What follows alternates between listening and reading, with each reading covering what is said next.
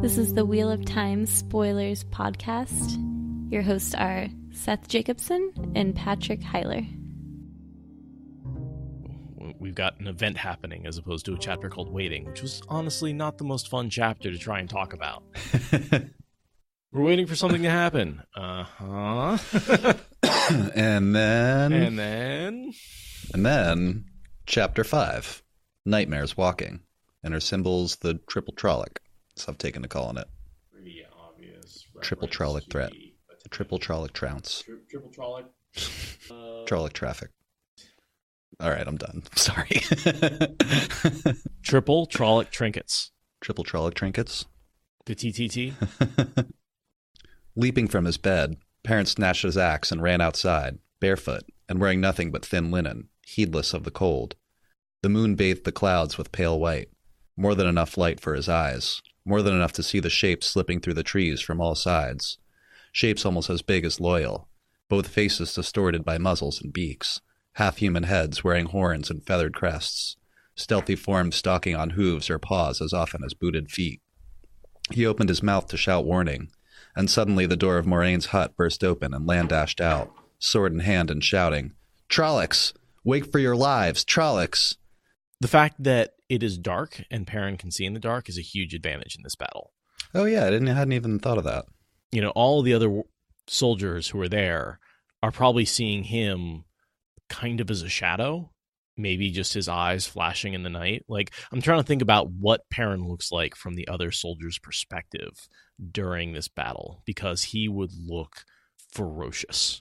Whereas everyone else is running around in the dark. Exactly. Perrin actually knows not only what's happening, but he's watching it. So, like the wolves woke him up at the end of the last chapter. Right. A bull in the night. And then just the fact that we see Lan dashing out, yelling Trollocs because he uses the Warder Bond to send. He senses the Shadow Spawn attacking. Yeah. Yeah, there's definitely some Trollocs that probably have good vision, but I'm guessing a lot of them have human eyes. They often describe them as having two human eyes and a bestial face. But there are a few, maybe like the Hawk has better, but I guess Hawks really are, they can see well, but not in the dark. So yeah, I guess it's possible a couple of the Trollocs had night vision, but, you know, that's still, even if some of them did, I think the majority of them wouldn't. Yeah. And certainly none of the people would. I'd guess they're at more of an advantage than the humans, in any case. Sure. Well, as far as sight. And the Trolloc wouldn't expect it. They're not smart enough to figure out that, oh, this one can see better. They'd sort of expect him to be blind and wouldn't expect him to be able to see what's going on. And so they might, like, try and be quiet to sneak up on him. And he can totally see them coming. Doesn't he startle a Trolloc at some point when his eyes are, like, reflecting the light? Yeah. Let's get into it, though. Okay. But like you were saying, Perrin's looks out over across the bowl and can see Lan. And I hadn't really thought of it while I was reading it, but, you know, there's this little quote that I had highlighted where the warder danced, Trolloc screamed and died. But I didn't think about Perrin's hut being on the other side of the bowl. Moraine's is like removed from the rest of the huts. Now, and I guess that's going to change pretty soon here because the trees are going to light up. Yeah. So I guess I didn't really think about that. It sort of negates his advantage, but at least in the beginning. I liked Moraine was out in the night as well, dancing her own dance among the Trollocs. Her only apparent weapon was a switch, but where she slashed a Trolloc, a line of flame grew on its flesh. She seems fond of these, what does she call them? Focusing? Yeah, she likes to focus her flame through something. She did it with the staff. She's doing it with this switch. Yeah. She's very talented at fire, which is not common in female Aes Sedai. And she likes to use it in battle. And she likes to channel it through something. Snakes and Foxes has kind of an interesting question. He asked, I think is Moraine a Wilder? And maybe, yes. Yeah, she's White Tower trained, but we know that she learned some quote unquote tricks before. That's how it was found out that she could channel, that she was channeling. And we know she has the blue stone listening trick, and that was one of her childhood tricks that she picked up. Yeah. She talks about that as a Wilder trick. I often wonder what her block must have been.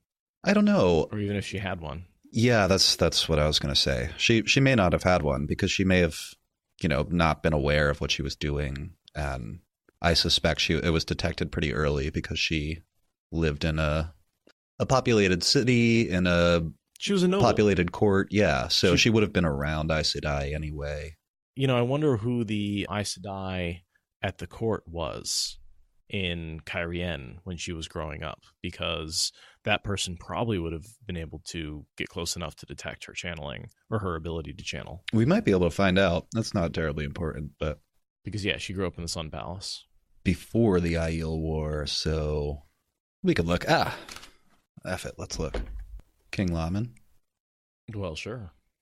She was his nephew, wasn't she? Niece. She was Laman's niece, so she was living in the Sun Palace. I'm trying to see if I could find an Aes Sedai advisor for Laman, but I don't see any. Yeah, I just don't think we get a history about that time in that city. Nah. I thought maybe that might be in there, but it doesn't seem to be. Yeah, I can't think of where I'd look to find that out. But bringing this back around, Perrin sees the first tree burst into flame. And I'd like to point out that is Rand, not Moraine. At first, it might appear to have been Moraine. Because she's the one tossing fireballs around. Right. You don't see Rand doing anything. The trees just burst into flame spontaneously. He says it out loud later that he managed to set the forest on fire and not do anything useful. Although, that was probably at least a little useful. Yeah. Trollocs attack in the dark for a reason. Perrin sees Leia, the Tuatha'an woman, step out of Moraine's cabin. And he starts yelling at her to get back in there and hide. And I like the way Jordan has built suspense in this particular chapter by giving you the vision that she's going to die and then making you question whether the vision was real or not. Right. Yeah. So then you're spending this whole chapter on your first read through wondering, wait, is Leia going to die or isn't she? I don't know. And then he sort of plays with you a little bit, I think, during this chapter. And that's where you get this, like, Lee's about to get killed by Trolloc, and then Perrin saves her, and then saves her, and then oh, it's too late. Yeah. A Trolloc creeps up on her, but Perrin's over there in an instant. He fights the thing, falls over, but grabs its legs. And they go tumbling down a hill? Yeah, and though Trolloc gets a pretty good score on his back, probably digs in pretty deep. That's what Moraine heals later. Yeah. But this is Perrin's first real wound in battle. Oh, yeah. Moraine says it's mostly surface, that the bruise goes deep, but the slice is just... Sure. Not too bad. Something terrifies me about being chewed on in battle. I think there's something, like, really animalistic about that. Like, of course. When you think about, like, animals and, like, zombie movies, like, what's the most horrifying thing? It's when they start, like, eating to be you eaten alive. Yeah. Perrin managed to kill the thing in a struggle, the Trolloc. Mm-hmm. I liked that he looks back at Leia. And she feels sorry for him. Like, she sees the damage that it's doing to him. Yeah. She sees what he's sacrificing to and he kill yells these at her, Trollocs. "Don't you dare pity me," basically. Yeah. I'm paraphrasing, but... That's exactly what. Don't like, pity I just me, saved he your growled. life. He understands what the Tinkers are thinking. Yeah. He's cut off as he's yelling at Leia. The Murjol's leap from the roof of the hut seemed to take too long, and its dead black cloak hung during the slow fall as if the half-man were standing on the ground already. Its eyeless gaze was fixed on Perrin. It smelled like death. That's such a cool image of the Murdral, like, falling, but not instead of the cloak, like, billowing out like a mist cloak or something like that. It's just straight down the whole time. It doesn't act. It's not affected by the wind. It's not affected by, any wind resistance of the air blowing up through it. I also liked that Perrin, I mean, it's not the first time. We've started to see Perrin's, like, smells and his smell and sense of smell and his sense of sight improving, but this is, I feel like, where it really becomes this constant thing in all the Perrin narratives, where it's just a part of his experience. It's the first time he really embraces being a wolf. Yeah. He comes back from it, but, like, it happens to him kind of when the White Cloaks attack. He doesn't really know what's going on yet then. But yeah, there's something similar that happens. No, I'm really looking forward to seeing the Murdral displayed on TV, and if they do the cloak not moving thing. I like that. That would be really cool to see. A creepy sight. It would disturb you immediately on a subconscious level if the Murdral's cloak wasn't moving when everything else was. Yeah. If it's pulled off subtly. And the Murdral speaks to Perrin. Cut one leg of the tripod, it said softly, and I'll fall down. This Murdral knows who Perrin is. It's trying to kill any one of the three Taviran in order to get at Rand. Yeah. Because as we know, without both Perrin and Matt, there's no way Rand would have made it to the last battle, much less won it. Suddenly Leia moved, throwing herself forward, attempting to wrap her arms around the Murdral's legs. It gave an almost casual backward swing of its dark sword, never even looking around. She crumpled. And Min was right. Hashtag Min was right. Min is always right. This is lesson number 1. Min is always right. Right without knowing. Leia has a bit of an interesting motivation. I think part of it is she does see evil in the world and wants to fight it. Moraine says that not everyone has the same tools that you do, Perrin. So it's clear that Leia, as a person, wants to fight the darkness. Yeah. And wants to fight the shadow. And so I can kind of see where, she wants to help Perrin and jumps at the Murdral. But it wasn't the smartest move on her part. She just dies immediately. Yeah. And in the same moment, Perrin gets ascending from the wolves. We come, young bull. The words inside his mind made his head ring like a struck bell. The reverberation shivered through him. With the words came the wolves, scores of them, flooding into his mind as he was aware of them flooding into the bowl-shaped valley. Mountain wolves, almost as tall as a man's waist, all white and gray, coming out of the night at a run.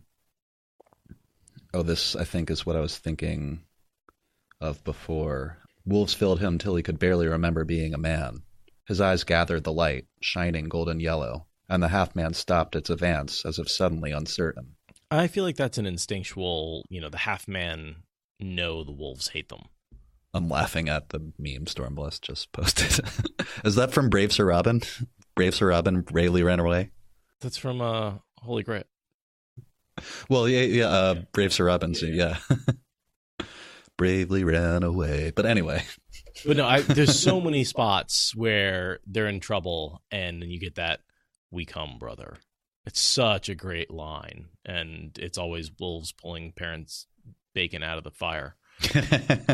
This is where he really, that ferociousness and that anger, and I feel like almost that wolf memory and hatred of Shadow Spawn sort of takes over and takes his fear away. Yeah. If anything, I describe Perrin as having a wilder block. And that... I can see the correlation. Right. And that he really, if he just was able to embrace his abilities, he would become the super Perrin that we see later, the teleporting badass in Teleron Riyadh.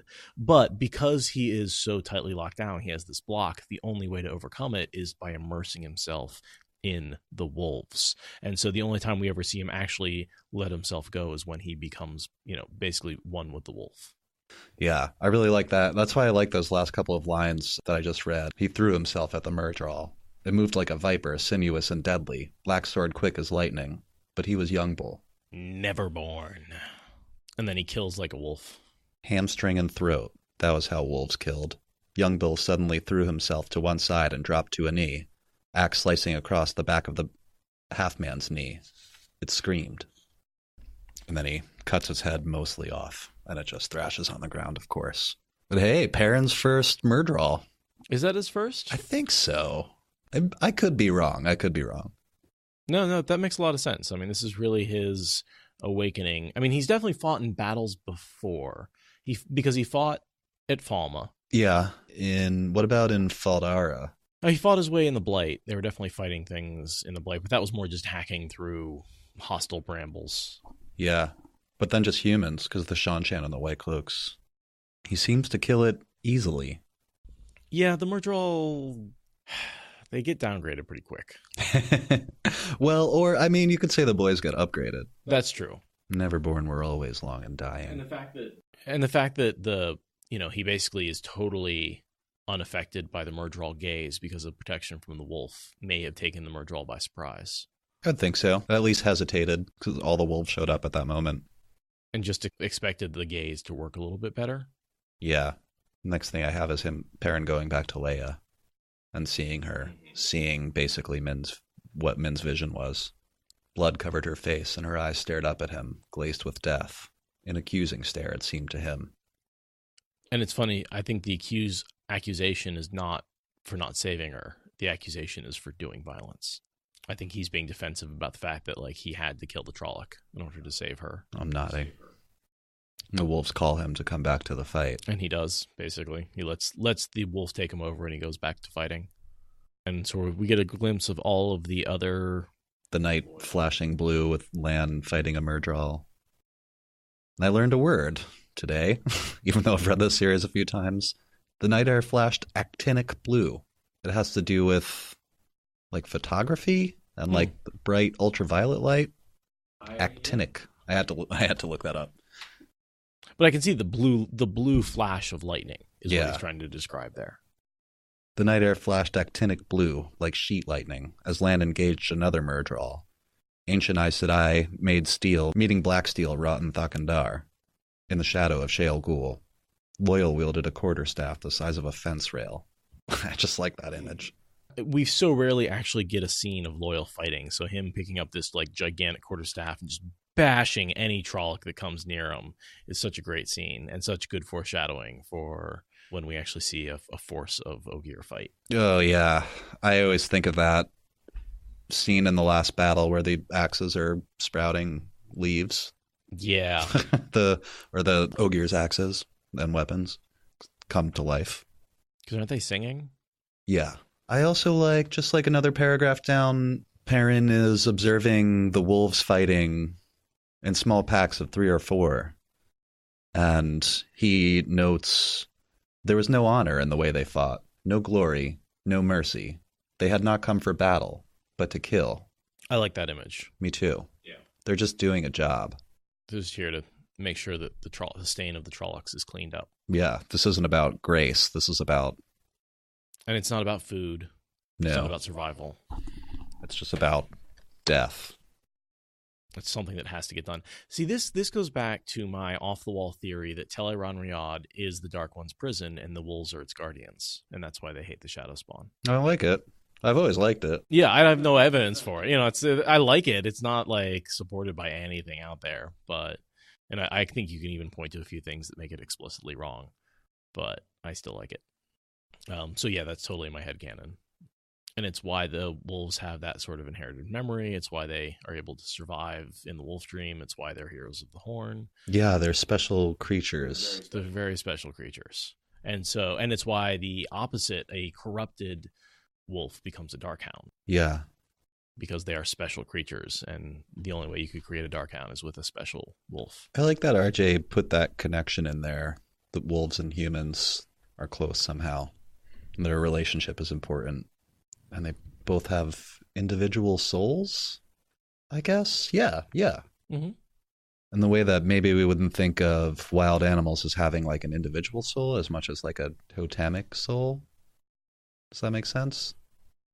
Yes. Like in Native American stories where they kind of refer to Coyote as just as a character, as a single. I see what you mean. But this is pretty much the end of the fight here. We see Perrin losing himself a little bit more, or coming to the brink that he's afraid of. There's a good scene where this pack takes down a Myrddraal, and they all die except for one, and Perrin howls along with her. Yeah. And he flashes back to being human, howling in the middle of And Perrin's not there, he's watching it in his mind. Yeah, totally. Now that the Trollocs and Myrddraal are broke and are retreating, the wolves are chasing them. Raising her head, Morning Mist howled to the cloud-hidden moon, mourning her dead. Youngbull threw back his head and howled with her, mourned with her. When he lowered his head, Min was staring at him. "Are you all right, Perrin?" she asked hesitantly. "Are you insane?" There was a bruise on her cheek, and a sleeve half torn from her coat. She had a cudgel in one hand and a dagger in the other, and there was blood and hair on both. Yeah, I'd just like to point out that means she took out a couple of Trollocs, or at least defended herself. Min's out there being a badass. And we don't see it directly, but RJ likes to give us little hints like this. Oh yeah, she's got blood on both the dagger and the cudgel. Yeah. And she's fine. Oh, check this thing that Jalen is saying. Didn't we have a theory about that? The wolf, that Perrin has a twin soul? Yes, because they often talk about the way that Slayer got access to Teleron Riyadh was by merging two different kinds of souls together. That's right. And that's what he has in common, and that's what he tries to say, you are like me, brother, we are two things merged together. I am two people, you are a wolf soul and a human soul that have merged together. Now, are those two different souls? Is it, how exactly that works? I don't really know. Is it a wolf reborn inside of Perrin with him? Is there something with Hopper going on? Probably not. Yeah, and we don't know, I don't think, if it's one of those soul-bound abilities like channeling. Will Perrin be reborn a wolf brother? I would think so. I would think so. I would think he's always a wolf brother. I mean, who he is a wolf brother. Yeah. That's not going to change. His soul is a wolf. Yeah, I mean, it's definitely not Hopper because it started before he died, but, Perrin shuts himself off from the wolves after that. But that goes back, is Min always a Doomseer? Yeah, I don't know. Can Suon always see Ta'Veren? Are the talents, I'm using the term soul-bound, I just made that up, but in the way that channeling is? Can we even generalize to all the various different talents, or are they all unique? Different? There's no way to know. Perrin walls himself off from the wolves again and tells Min he's all right. You fought well, blacksmith, Lan said. The warder raised his still bloody sword above his head. Taishar Manetherin, Taishar Andor. The Shinaran, still standing, so few, lifted their blades and joined him. Perrin sees that as Lan deflecting attention so that Perrin doesn't have to explain himself. I didn't necessarily see that. Oh, well, I guess Perrin says Perrin lowered his eyes in embarrassment. Lan had saved him from questions he did not want to answer. So I guess it could have been unintentional. I mean, he just stopped howling and Lan turns to him and says, you fought well, blacksmith. Yeah. Which in and of itself is something that Lan never says. Praise. Yeah. So he must have fought like a demon in the night, just glowing yellow eyes, taking him out. And sort of Min reiterates to him that there's nothing he could have done for Leah, even if he wanted to. No way around that. I'm skipping a bit, but the next thing I have is Masima suggesting that the wolves helping them in their battle is a sign. And I think this is where, he's gone a little nutso before, but this is where he gets the idea to be the prophet. It is. There's like a specific line. I think it's in this chapter somewhere, yeah. I think. Or maybe it's in the next one. It's interesting that I think Perrin makes Masima, and then he becomes his problem later. What I'm thinking of, maybe you're thinking of something different, is when Perrin and Masima are talking, and Masima asks Perrin, why did Rand leave us? Yeah, that is the next chapter. And Perrin's just like, well, listen, I'm sure there's a reason. Quit freaking out. And Masima's like, yes, to spread word of his coming. Yeah. That's what we should all be doing. And then we don't see him again. And he goes crazy-eyed again. Even wolves came to fight for the Dragon Reborn. In the last battle, the Lord Dragon will summon even the beasts of the forest to fight at our sides. His friend, anyway. Yeah. Not really Rand, but the guy you're talking to is the one who kind of does it, not Rand. Close, buddy. Yeah. Because this is twice now that the beasts have fought. Because they came at Falma. Right, that's right. And so this is the second time that Masima has seen Rand, quote-unquote, call the beasts. Yeah. Or seen Perrin do it, basically. It is a sign for us to go forth, Masima continues. Only dark friends will fail to join us. 2 of the Shinarans nodded. You shut your bloody mouth, Masima, Uno snapped. Will flaming go forth when the dragon bloody well tells us, and not before. You sheep-headed farmers flaming, remember that. I love a good Uno curse. Everybody loves Uno. But yeah, this only dark friends will fail to join us is something that leads to that's where the prophet really goes wrong. His religious fervor. Yeah. It's the same thing with the White Cloaks. It's that same sentiment of if you're not with us, you must be against us. Yeah, which is just ridiculous. But Uno goes on to say, at least we'll have plenty of flaming wolf eyes to keep the wounded warm. And Perrin flips out. Yeah. And says, they fought with us, and we'll bury them with our dead. Gee, this guy with wolf's eyes that fights with wolves, who howls like a wolf and protects the wolf corpses. I bet Rand summoned the wolves. Fucking Masima's a moron. Yeah, that's a good point, Arady. I had that thought while I was reading this. Wouldn't it take a while to make blankets out of that? It would still be wet. It's not like a thing you can do immediately. Just change a pelt into a blanket. Maybe he's thinking they'll be there for a while. Oh, probably. But yeah, they wouldn't like use them that night. I don't. Just like Carcass blanket. And I thought these things smelled bad on the outside. Just cut open a wolf and crawl inside. Like a tauntaun. Exactly. I'm not sure that Uno really thought that one through. This is some of the last contact that Min gets with Rand for a while. Yeah. Moraine sends her off to Tarvelin in the next chapter. And then they don't reconnect until after he comes back from the waste. Yeah. Perrin goes off looking for Rand, who's sulking. Do you know what I did during the fight?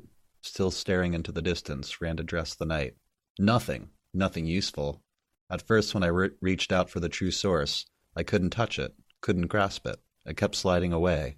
Then when I finally had hold of it, I was going to burn them all, burn all the Trollocs and Fades, and all I could do was set fire to some trees. He shook with silent laughter. So there we get the line about the trees going up. Yeah. So we know he did it. I also noticed that Perrin smells blood and not only his own. And I wasn't sure what that was at first until later we realized that Rand's wound has broken open. Oh, yeah. So that blood that he's smelling is actually Rand's blood, but not from a Trolloc attack or anything, just from the wound in his side breaking open. Perrin tries to reassure Rand, but it's pretty weak. He says, we dealt with them. We didn't need you. Which, I mean, they definitely could have used him. Yeah. But not by pulling the mountain down. Rand says, I felt the shadow spawn coming, but he didn't know what it was. I also noticed that he said they felt like the taint on Sidene. Yeah, I highlighted that too. It makes sense that there would be a connection. That the shadow spawn and the taint on Sidene are basically feel like the same thing. Would feel like the same thing to him. I couldn't really draw too much else from that other than the obvious connection of the Dark One, two things. I think the idea that also channelers can feel the shadow spawn coming. Yeah. You know, we see Moraine say that, but I guess Rand has finally attuned to the power well enough that that's a new ability that he's gained as a channeler to actually sense shadow spawn coming. Yeah. So that's the only thing I pulled out of that. That's, I think, the first time he's actually able to sense the shadow spawn. Yeah, I believe so. I don't think he ever mentions it before that. Even though he's been around them plenty. And Perrin says he feels guilty because if he would have known the Trollocs were coming too if he had been listening.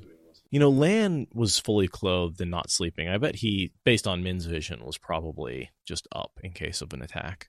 Well, yeah, at the end of the last chapter, didn't Moraine say something like... Be prepared and sleep well? Yeah. Yeah, and everyone's like, no. Right before Perrin tries to go to sleep. Lan sleeps rarely. Yeah, she says make sure the guards are especially alert tonight in the last chapter. Sleep well. So, and we seem to be coming to a bit of a consensus that a lot of Rand's insanity here is, it may be the beginning of his insanity, but it's mostly stress. That at this point, he's got no real useful abilities. He can't protect himself. He can't help anybody. He doesn't know what to do next. He's in constant arguments with Moraine. And the stress is just, he doesn't really have a plan. Yeah, it's overwhelming. Mm-hmm. And, you know, he's just a young kid, really.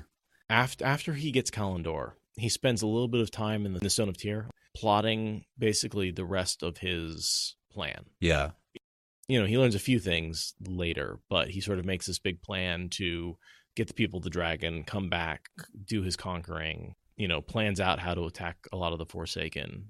And Moraine's going nuts because he's not telling her any of it. How the tables will turn. Oh, yeah.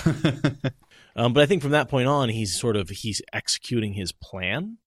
And so he's able to be a little less stressed and more, you know, just plain old insane. Yeah, right now he's just kind of losing his mind. Well, with stress, not with insanity yet. But we've talked about this a little over the last couple episodes where he does appear crazy in these chapters. But I think we both agree that he's not yet. Well, I think he's, like I said in the last one, I think he's a hatter. He's not a mad hatter yet, but he's definitely on his way. It's a slow creep. Yeah. And the next thing I had noted here is just Perrin thinking, or maybe feeling reassured that Elias ran with the wolves all the time, yet seemed able to remember he was a man. It was always very obvious to me that, like, it wasn't a problem to give in to the wolves for Perrin. No, I don't think so. that he is making this up to himself. He is paranoid and like worried. Afraid But the of reality unknown. is he just needs to let it. Like, he would be fine. He is Wolf. Paranoid. God. That was a radio. That was nice. Nice. No, that's good. Nice. Paranoid. But for real though, he's afraid of the unknown. He doesn't know what he's happening to him, and him and Rand are going through something really similar. Matt will be soon too, where he starts to think the Dark One's own luck stuff. He's like, what's wrong with what's happening to me? Especially with all the memories in his heads too, that he has trouble like differentiating between other men's memories at one point. And like he has this whole thing where he's worried that he's losing his identity, and then he just like gets to the point where he's like, "Hey, they're just memories. Yeah, I use them." Book 4-ish. After he gets hung from the tree of life, if that isn't a symbol. We get Moraine popping up, and I know she still has that ivory angreal that she uses frequently. Does anyone know where she loses it? Because I don't think she has it when she attacks Lanfear. It just kind of vanishes. And I was never able to figure out where it went. Does she have to give it back? I can't remember what happens. Yeah, Suan says she wants it back, but that was back in Faldara, and so clearly she still has it now. Yeah. And I don't think Moraine ever returns to the White Tower. I'm actually responding to someone on Facebook who says they don't know how to get into Discord. Yeah, I think one of the points of the book is that men and women do good things when they actually do communicate and do talk. And that's sort of where you see the bad communication in the beginning lead to bad outcomes, and then good communication at the end leading to good outcomes. So, I think that a lot of the annoyance in the beginning with the lack of communication between men and women is actually Jordan making a point that is something that's important to do. And as the characters move away from non-communication to communication, they become more successful. I mean, it goes back to even Lewis Theron Telamon going off half-cocked to seal the Dark One away without the women. Right. They said they wouldn't help, and he was just like, well, we'll do it ourselves. See how that worked out? I think that's a point that Jordan hammers home over and over and over again.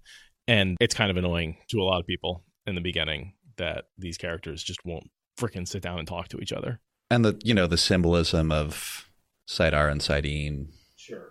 The two opposing forces that work together at the same time. Yeah, the male-female balance. I mean, the dark light. This book is all about balance. Yeah. So Perrin gets healed, and we get sort of it's interesting to compare this description of being healed, where he's just like totally loses himself, is unable to control his muscles, like barely knows what's happening, to later when like Rand is just like, oh yeah, thanks for the healing. I guess that's, yeah, cool, whatever. I did like this short description when Moraine heals him. Good. I can read some of it. And this is, I feel like, one of the better descriptions of healing. Yes. I'll just read some of it. The Aes Sedai's eyes suddenly seemed to be seeing something inside of him, seeing through him. He gasped and almost dropped his axe. He could feel the skin on his back crawling, muscles writhing as they knit back together. His shoulder quivered uncontrollably, and everything blurred. Cold seared him to the bone, then deeper still. He had the impression of moving, falling, flying. He could not tell which, but he felt as if he were rushing, somewhere, somehow, at great speed, forever. After an eternity, the world came into focus again. Moraine was stepping back, half staggering until Lan caught her arm. Lan notes later that there will only be a little scar, which means Moraine held back. Do you think? Yeah, I think she could have healed him fully, but she passes out after she heals Rand in a second here. And she's already, Lan is like trying to lead her around by the arm and fussing over her. I just assumed that it was a point of how good of a healing it was that there was nothing but a scar left. Yeah, that she could have gone all the way, but I feel like she does a A- because she's already so tired. I think that because she's exhausted, she doesn't do a full 100%. She just gives him what he needs to stop bleeding, to make him useful again, Fair. That's the way I saw it anyway. Moraine tells him to eat, but we know about this. That she took the strength of his own body and used it to heal him faster. And that's just standard tower battlefield healing. Yeah. That's all they know is basically the water and air and spirit healing. I think that's right. And they use those three, and it's just basically heals everything all at once using the energy from the person who's being healed, and that allows the Aes Sedai to do more healing rather than exhausting themselves. Yeah. I think. But it just requires so much energy. It's really not and it probably requires less training.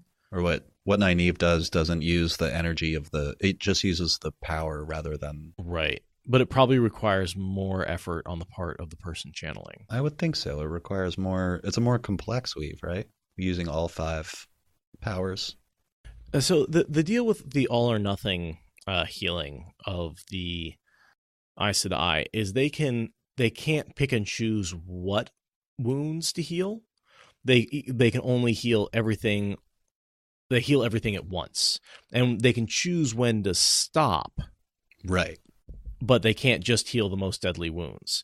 And so a lot of times what happens is because they would have to heal anything, they'd have to pull out a lot of your energy, too much of your energy to heal all the minor wounds that you could have lived with. And so that's one of the reasons why it was less effective in terms of healing deadly wounds. You're healed, but the shock kills you, basically. Yeah. I also noted that right after this, Moiraine tells Perrin that most of the wounded wolves ran off, but she found some and she healed them as well. Yeah, clearly she put out a lot of power to do that because she healed all the soldiers, all the wolves. And she says, perhaps they came for their own reasons, yet we would likely all be dead without them. And this is where they noticed Rand's wound. Perrin noticed something for the first time. Rand, your coat is wet. Rand pulled his right hand from under his coat, a hand covered in blood. Not a murdral, he said absently, peering at his hand. Not even a Trolloc. The wound I took at Falma broke open. Moiraine hissed and jerked her arm free of Lan, half fell to her knees beside Rand. Why do you think the wound breaks open? I would think just the physical activity and having you could... I'm making a motion to Seth, but you could just... I feel like he could just reach and pull the thing open. Like if you have stitches in a spot, you could rip them out if you jerk your body around. But he wasn't doing anything. He was just sitting there struggling with himself. I kind of thought that's what you might be getting at. Yeah, was he just sitting still? Yeah. This is my sort of side thought here. Because he fights with the sword all the time. He practices. He's rough. It's not physical activity that's breaking it open. It's the presence of the shadow. And that swells the wound with the true power cyst and basically causes it to burst open because there's too much of that dark power near him. Because it seems to break open when he's fighting, either channeling or fighting the Dark One of some. So channeling could make sense, that when he channels and he brings more taint into him, that it's focused in that spot. Yeah, I never thought of it that way, but I don't see why not. And that's what's causing it to burst. I like it. We'll have to keep an eye on that in the future, though. I'm going back to a minute ago. Sure. The taint thing, because that is an interesting theory. I would like to see if, like, the next time it breaks open, we got to try to keep an eye on what he's doing. Definitely. But here, I think he was trying to see Sidene and basically was swimming in it because he was trying not to shake down the mountains and clearly lighting up trees and stuff like that. So yeah, he had the power pouring through him and the taint pouring through him. And yeah, there's just a ton of scenes later where, the wound in his side pulsed with pain or whatever. I also have to wonder if maybe having the wound in his side kept him from going mad because much of the taint ended up there rather than in his brain. Yeah, maybe. And the opposing forces, this doesn't happen till later, but the dagger cut and the stab wound from Ishmael. Right. And we definitely know that, like, part of the reason that the taint from Fane's dagger doesn't kill Rand immediately is that it's fought by the opposite taint of the... Okay. Shall we move on to the next point? Because we can speculate about that wound forever. Moiraine drops to her knees beside Rand and says, brace yourself. I'm skipping like a bunch of paragraphs. She heals him. He's going a little fatalistic here. Just put me on the rocks of Sheol Ghul and let me die, and that'll be the end of it. She's like, yeah, it's not that simple, kid. And she says, after Moiraine heals Rand, I have done as much as I can, she said faintly. As much as I can. You must be careful. It could break open again if... Her voice trailed off. She fell. Rand caught her, but Lan was there in an instant to scoop her up. As the warder did so, a look passed across his face. A look as close to tenderness as Perrin had ever expected to see from Lan. I'm just going to read forward. Stop me whenever you want, because this is an interesting little part. Rand offers to heal, and it's just a terrible idea. Min points out that Rand could potentially help Moraine. Right. And just like, no. He doesn't know enough. It isn't that I do not think you would try, sheepherder, he said, but you know so little you might as soon kill her as help her. That's right, Rand said bitterly. I'm not to be trusted. Luce Theron Kinslayer killed everyone close to him.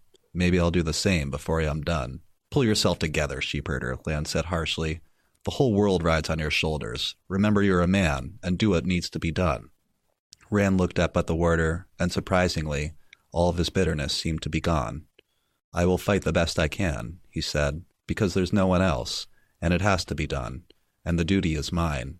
I'll fight, but I do not have to like what I've become. He closed his eyes as if going to sleep. I will fight dreams. I have a lot to say about that. Two things. One, these dreams. I think they're being projected by Bilal. Mm-hmm. And I think that is sort of, this is dreams are the last thing he says before he disappears. Yeah. So clearly the dreams are influencing him. My other thought, and I don't have a lot of good evidence of this other than the fact that Rand is staying ahead of the party when they're chasing him, is that Rand may be popping in and out of the world of dreams in the flesh. It's possible. I don't know that this is listed anywhere, but I think we have a really strong theory that Rand is a dreamer. Oh, yeah. There's tons of evidence for it. He just never develops it in any meaningful way. And I'm wondering, he does a lot of things unconscious. Yeah, I was interested to, especially over the next few chapters, hear what you had to say, because you've talked about this before while Rand is running. How does he manage to stay ahead that whole time?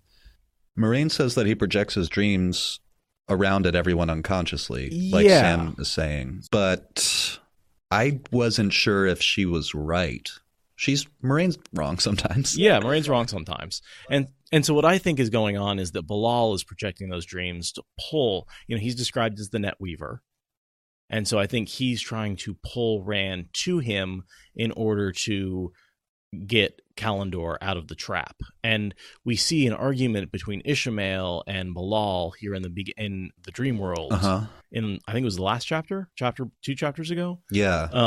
And the argument, my assumption is that Ishi is trying to kill Rand and Bilal is trying to draw him to the stone so he can get Kalendor. And they're arguing about that.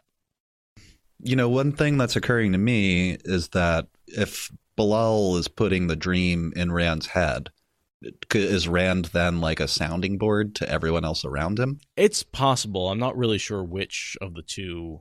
Like a cell tower, Yeah, like a repeater. Yeah. That Bilal's putting the dream in his head, and because he doesn't shield his dreams, he's then projecting it onto everyone else. That's entirely possible. That seems like a good. But I really, really do think that, Rand's never seen the stone. He wouldn't know what it looks like. Right. So someone has to be giving him those dreams. And I think it's Bilal. Whether Bilal's projecting them onto everybody or just Rand, I don't know. But I like the idea that he's just giving them to Rand and Rand's spreading them out to everybody else. But we'll definitely be spending a fair amount of time speculating about how he stays ahead in the rest of the book. I don't think that's something we have to resolve right now because we'll be seeing a ton of evidence and debating a bunch of spots. Yeah, I'm interested to see what happens over the next 10 chapters or so. I was reading before, because there's no one else and it has to be done, and the duty is mine. I'll fight, but I do not have to like what I've become. He closed his eyes as if going to sleep. I will fight. Dreams. Lan stared down at him a moment, then nodded. He raised his head to look across Moraine at Perrin and Min. Get him to his bed, then see to some sleep yourselves. We have plans to make, and the light alone knows what happens next.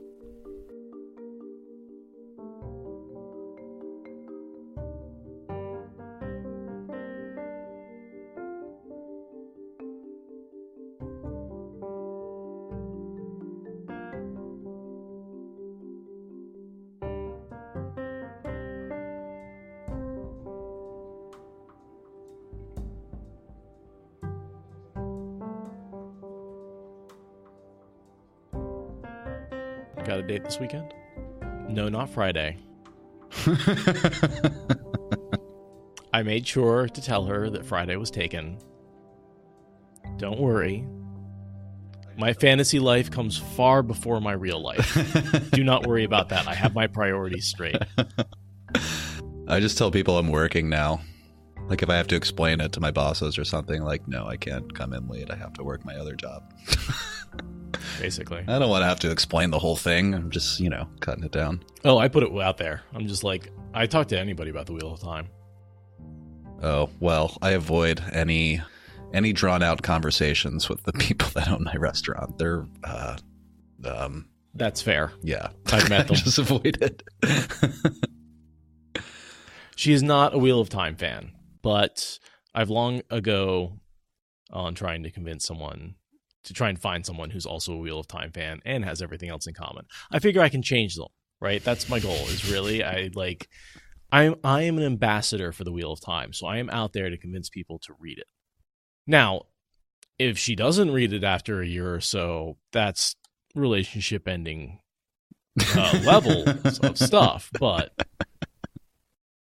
convert to our cult. It's not a cult. It's not a cult. Book club. It's a cult. It's a little bit of a cult. It's a good cult. I don't know. The con felt a lot like a cult meeting. We had our own language. We had our priests. We had our gods. The first rule of Watt spoilers is you do not talk about Watt. Wait, no. Go ahead. Talk about it. I want to talk to everyone about it. Ooh, tax exemption. It was pretty funny. I was looking at our tax documents because we started this company to run the podcast stuff, and I was just trying to figure out like what the deal was and what we could deduct. And I was like, oh, we can deduct rent. Yep. Yeah, that'll pretty much cover. We are making zero profits according to the government if we can deduct rent. And also like all the plane, we figured there's the plane tickets out to the con and all that kind of other stuff that we spent money on. So, but yeah, I'm slowly figuring out the benefits to being a LLC as opposed to being just a private citizen. Thank you for listening to the Wheel of Time Spoilers podcast. Rate us in the Apple Podcast app or support us on Patreon. Is that good enough?